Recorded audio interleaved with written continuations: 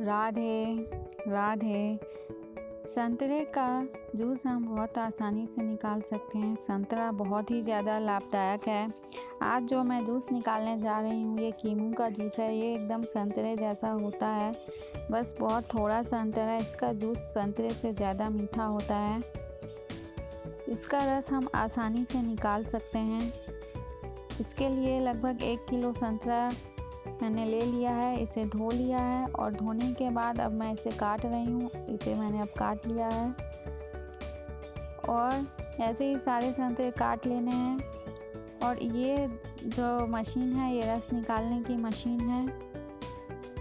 इस मशीन में इसे हमें डालते जाना है और इसे इस प्रकार घुमाना है। इससे इसका जो रस है वो ग्लास में आसानी से निकल जाएगा। इसके छिक्कल का रस आँखों में डालने से आँखें साफ़ हो जाती हैं, आँखों का कचरा निकल जाता है, आँखें स्वस्थ रहती हैं। इसके छिक्कल को पीस कर उसमें थोड़ा पानी मिलाकर उसका पेस्ट जैसा बनाकर अगर हम स्किन पर लगाएं तो हमारी स्किन अच्छी हो जाती है, सुंदर हो जाती है। संतरे के अनेकों लाभ हैं। लीवर, पैंक्रियास, फेफड़ा, तिल्ली, दिल सबके लिए ये एक समान लाभ देता है। इसमें बहुत प्रचुर मात्रा में विटामिन सी की मात्रा होती है और हम जानते हैं कि जो विटामिन सी है वो हमारी इम्यूनिटी के लिए बहुत ज़्यादा अच्छा है। इसलिए ये लगभग सभी बीमारियों में हमें लाभकारी होता है। और ये ठंडा होता है, इसकी प्रकृति ठंडी होती है, लेकिन सर्दी वाले को भी हम इसे खिला सकते हैं, इससे कोई नुकसान नहीं होता। संतरे और अंगूर का रस पीलिया के लिए अमृत है, तिल्ली के लिए भी अमृत है। किसी भी प्रकार के संक्रमण को ये साफ करता है। जैसे खून में कोई भी संक्रमण हो गया हो, कोई वायरस घुस गया हो, कुछ इन्फेक्शन हो, तो वो सभी इससे साफ हो जाती हैं। अगर नसें हैं रुकी हुई हैं तो वो रुकी हुई नसों को खोलने के लिए और सिकुड़े हुए अंग, जैसे अंग सिकुड़ गए हैं किसी कारण से, तो उसमें एक रौनक आ जाती है, एक हरियाली आ जाती है। यह चेहरे पर भी रौनक ला देता है। और जैसे कोई अंग खराब हो गए हैं, जैसे लकवा मार जाता है अंगों में, या कोई अंग हमारा सुन्ने जैसा हो गया है, काम नहीं कर रहा है, जैसे हम चाय भी कई लोग नहीं पी पा रहे हैं, ऐसे हाथ खराब जैसे हो जाते हैं, उस समय हमें संतरे और अंगूर का रस मिलाकर पीने से लाभ होता है। और एक तेल वगैरह जो होते हैं संतरे का, वो मिलाकर मालिश करने से भी लाभ होता है। ब्लड प्रेशर वालों के लिए भी ये बहुत अच्छा है। ब्लड प्रेशर में ये लाभदायक है। और गैस के लिए अच्छा है। पेट में जो गैस आजकल बहुत आम बीमारी हो गई है, सबको तो गैस हो जाता है, तो उसके लिए भी ये लाभकारी है। साथ ही साथ ये स्मरण शक्ति को भी बढ़ाता है, इसलिए इससे दिमाग भी काफ़ी ठीक होता है। इसलिए ये एक प्रकार का अमृत ही है संतरा, इसलिए हमें इसका जूस ज़रूर पीना चाहिए। अभी संतरे का मौसम है और अभी संतरा आसानी से मिल जाएगा, तो हमें जितना हो सके इसका जूस पी लेना चाहिए। ये बहुत ही लाभकारी है। अब दूसरा हम देखेंगे जूस बनाना, सेमल के पत्तों का जूस। सेमल के पत्तों का जूस, सेमल के पत्तों का जूस बहुत आसानी से हम बना सकते हैं और इसका जूस लगभग सफ़ेद रंग का बनता है। और अगर पत्ते जैसे मुलायम हैं, ताज़े पत्ते मुलायम मिल जाए तो इसको हल्का सा हरा रंग भी, इसमें हल्का हरा रंग आ सकता है, लेकिन मुख्यतः सफ़ेद रंग का इसका जूस बनता है। इसका जूस बनाने के लिए हमें सेमल के कुछ पत्तों को लेना है और फिर सेमल के पत्तों को हमें 1 या 2 गिलास पानी में मिलाना है। जितना हमें जूस बनाना है उस प्रकार से हमें पत्ते कम या ज़्यादा लेने हैं और पानी भी उस प्रकार से कम या ज़्यादा ले लेना है। और इसको हमें 5 मिनट तक कम से कम हाथ से मलना है। मलने के बाद हम देखेंगे कि इसका जो रस है वो पानी में मिल के एक शरबत जैसा बन जाता है और वो पीने में भी बहुत स्वादिष्ट होता है। तो जब इसके पत्तों का रस पानी में मिल जाए तब हमें क्या करना है, इसको कपड़े से छान लेना है। और कपड़े से छान लेने के बाद हमें इसमें स्वादानुसार चीनी मिला सकते हैं। अगर मधुमेह है तो बिना चीनी के ही पी लीजिए, क्योंकि ये बहुत लाभकारी होगा। चीनी मिला के तो बहुत ज़्यादा स्वादिष्ट भी लगता है पीने में, और लाभकारी तो ये है ही। साथ ही साथ सबसे बड़ी खास बात कि ये बिल्कुल मुफ्त में आपको पत्ते मिल सकते हैं। कहीं आपको पेड़ दिख जाए सेमल का तो आप इसे के पत्ते थोड़े से तोड़ सकते हैं और उससे आसानी से घर में शरबत बना सकते हैं। यह जो सेमल का वृक्ष होता है यह औषधीय गुणों से परिपूर्ण होता है। इसके पत्ते पशुओं को खिलाने से दूध में वृद्धि होती है। इसके कोमल जड़ को मूसल कहते हैं। ये धातु रोग, स्वप्न दोष आदि में लाभदायक है। ये एक शीतल वृक्ष है। ये गर्मी से शांति दिलाने वाला है। जिनको प्रमेह की बीमारी है, रक्त पित्त, रक्त दूषित है, नक्सीर के लिए, रक्त संबंधी विकारों के लिए ये अत्यंत लाभकारी है। ये ल्यूकोरिया में भी लाभ देता है। ओवर ब्लीडिंग में तो ये बहुत ज़्यादा लाभकारी है।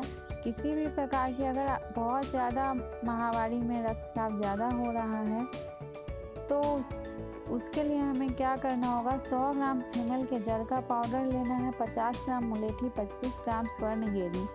स्वर्ण गेरू एक प्रकार की मिट्टी होती है। जल या दूध के साथ लेना है। इससे कितनी भी ज़्यादा जो ओवर ब्लीडिंग है वो रुक जाती है और ब्लीडिंग सामान्य हो जाती है। अगर हमें सिर्फ सेमल के पत्तों का शरबत पिए तो उससे भी ओवर ब्लीडिंग में लाभ होगा। ये पुष्टिकारक व बलवर्धक है। और जैसे कि स्किन पे दाग वगैरह रह जाते हैं चेचक के या किसी भी और चीज़ के, या पिंपल्स या कील मुहासे, तो उसके लिए भी ये सेमल का जो वृक्ष है इसकी में जो गांठें होती हैं, इसको अगर हम घिस करके वहाँ पे लगाएं जहाँ दाग है तो वो दाग धीरे धीरे ठीक होने लगते हैं और पूरी तरीके से ठीक हो जाते हैं। तो इस प्रकार हमने देखा कि इसको शरबत को पीने से हमें कितना लाभ मिल सकता है, और गर्मी में हमारा पेट बिल्कुल ठंडा हो जाएगा और बहुत ज़्यादा हमें आराम मिलेगा गर्मी से।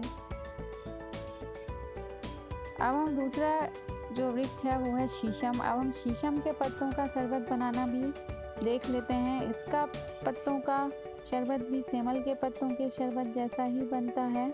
इसके लिए भी हमें कुछ शीशम के पत्ते ले लेने हैं और इसे 1 या 2 ग्लास पानी में मिलाना है और 5 मिनट तक हाथ से मलना है।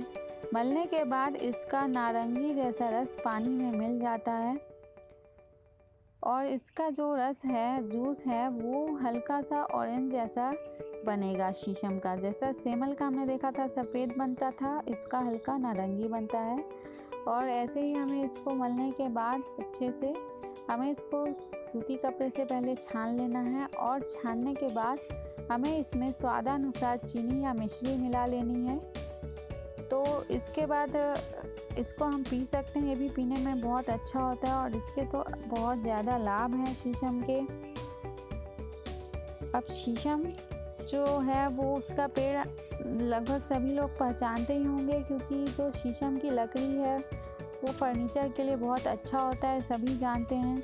और इसके वृक्ष लगभग सभी स्थानों पे पाए जाते हैं। इसके वृक्ष की छाया भी बहुत शीतल होती है।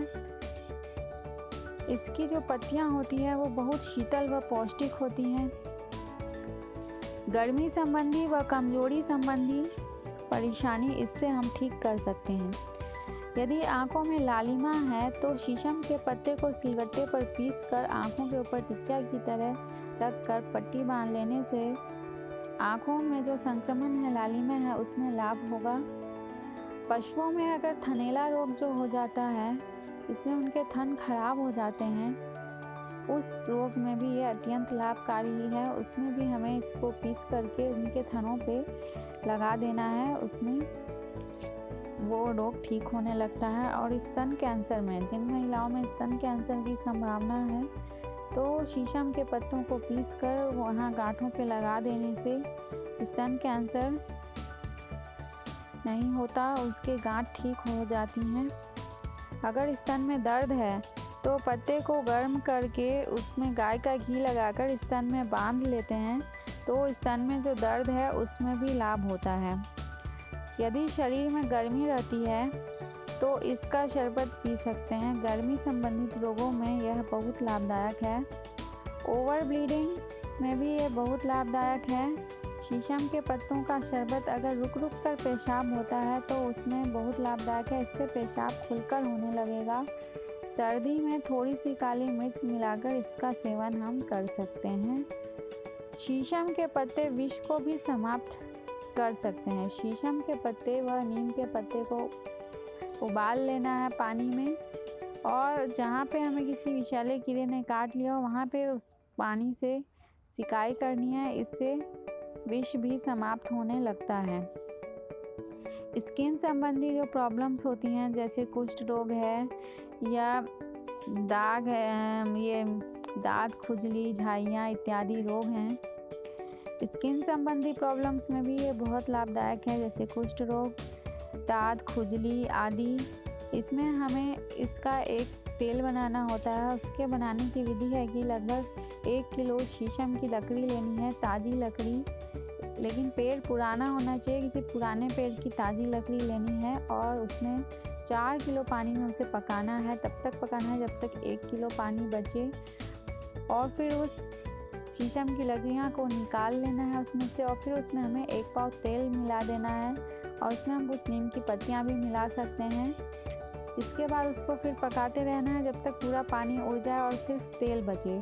उस तेल को हम ठंडा करके किसी शीशी में रख सकते हैं और उसको जहाँ भी हमें स्किन संबंधी बीमारी है, कुष्ठ रोग, दांत खुजली आदि, उसमें बहुत ये लाभकारी होता है, उसमें हम इसे लगा सकते हैं।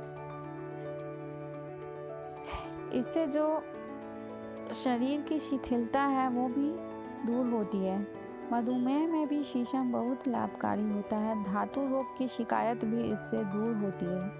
डायबिटीज़ में शीशम, सदाबहार व नीम की पत्तियां खाने से डायबिटीज़ में भी शीशम व सदाबहार की पत्तियां खाने से उसमें लाभ होता है। तो शीशम की पत्तियां डायबिटीज़ वाले भी खा सकते हैं और इसका शरबत भी पी सकते हैं, तो उनके लिए भी यह अत्यंत लाभकारी है। और यदि आपको कोई बीमारी नहीं है तब भी आप इसका शरबत पी सकते हैं, जिससे कि भविष्य में आपको मधुमेह व पेशाब संबंधी बीमारी जल्दी नहीं होंगी। इसलिए हमें इसको समय समय पर इसका जूस पीना चाहिए, जिससे हम बीमारियों से बच सकें। थैंक्स। चैनल को लाइक और सब्सक्राइब ज़रूर करें।